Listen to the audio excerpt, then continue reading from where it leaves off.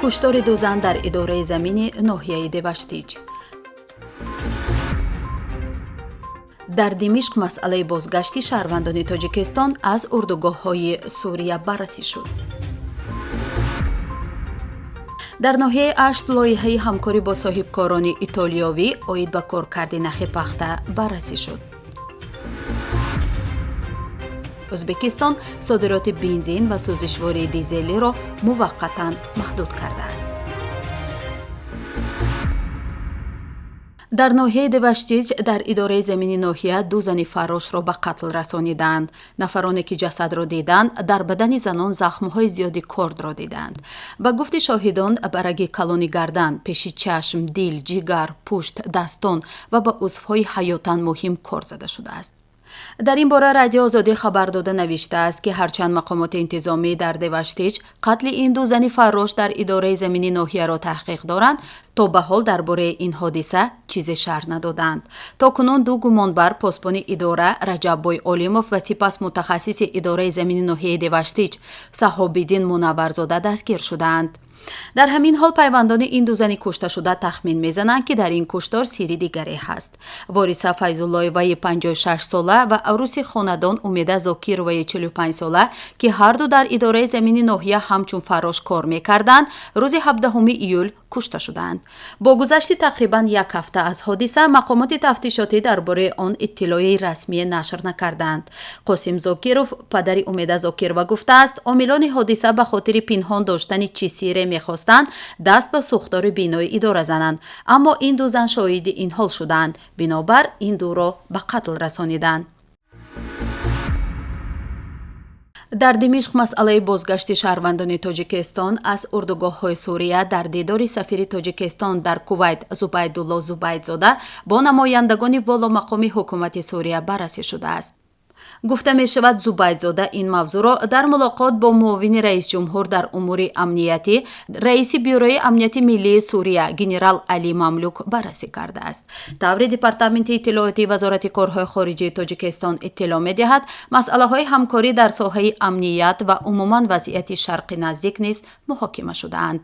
дар мулоқоти Зубайдулло Зубайдзода бо муовини аввали вазири умури хориҷияи Сурия Башор Ҷаъфарӣ низ масоили бозгардонидани шаҳрвандони Тоҷикистон аз урдугоҳҳо, тавсея ва таҳкими ҳамкорӣ дар бахшҳои мавриди таваҷҷуҳи тарафайн матраҳ шудааст.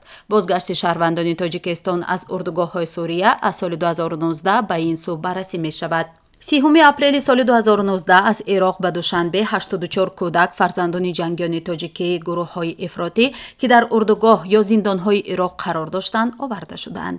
дар моҳи июли соли 2020 Сироҷиддин Муҳриддин, вазири умури хориҷии Тоҷикистон, дар як нишасти хабарӣ дар Душанбе гуфта буд ки дар Сурия ҳудуди 500 шаҳрванди Тоҷикистон дар урдугоҳҳои гурӯҳҳои мухолиф ки умдатан курдҳо таҳти назорат доранд қарор доранд. дар байни онҳо ҳудуди 286 нафар занону кӯдаконе ҳастанд ки мехоҳанд ба ватан баргарданд. дар ноҳияи Ашт лоиҳаи ҳамкорӣ бо соҳибкорони итолиёвӣ оид ба коркарди нахи пахта баррасӣ шуд. Шӯҳрат Муҳаммадзода, раиси ноҳияи Ашт, соҳибкорони итолиёвӣ, сармоягузорони ширкати ҷавонӣ дар Хоҷанд, Имерио ва Лауро Такеллоро ба ҳузур пазируфта, масъалаи коркарди нахи пахтаро баррасӣ кард. тавре дафтари матбуоти ҳукумати ноҳияи Ашт иттилоъ медиҳад, ҷонибҳо дар робита ба густариши ҳамкориҳои дуҷониба дар соҳаи коркарди нахи пахта, ришта ва истеҳсоли либос мулоқоти судманд анҷом доданд. дар хабар гуфта мешавад, раиси ноҳияи Ашт омодагии худро дар муҷаҳҳаз кардани корхонаҳои минтақавӣ бо таҷҳизоти муосири коркарди нахи пахта изҳор кардааст. Имерио Такелла таъкид карда ки ба коркарди риштаи нахи пахта таваҷҷӯҳ дорад ва пас аз омода кардани лоиҳаи ҳамкорӣ корҳои истеҳсолӣ ба роҳ монда хоҳад шуд. раиси ноҳия меҳмононро бо сохтмони корхонаҳои ҷуроббофӣ барои 200 ҷойи корӣ, корхонаи истеҳсоли пахтаи ҷамъияти дорои масъулияти маҳдуди Рахшона, пахтакорӣ ва рушди моҳипарварӣ дар ноҳия шинос намуд. ӯзбекистон аз 15 июл содироти бензин ва сӯзишвории дизелиро ки дар корхонаҳои ин кишвар тавлид мешавад муваққатан маҳдуд кардааст. дар ин бора дафтари матбуоти ширкати нафтгазии Ӯзбекистон бо истинод аз протоколи ҷаласаи Девони вазирон ки рӯзи 16 июл тасвиб шудааст хабар додааст.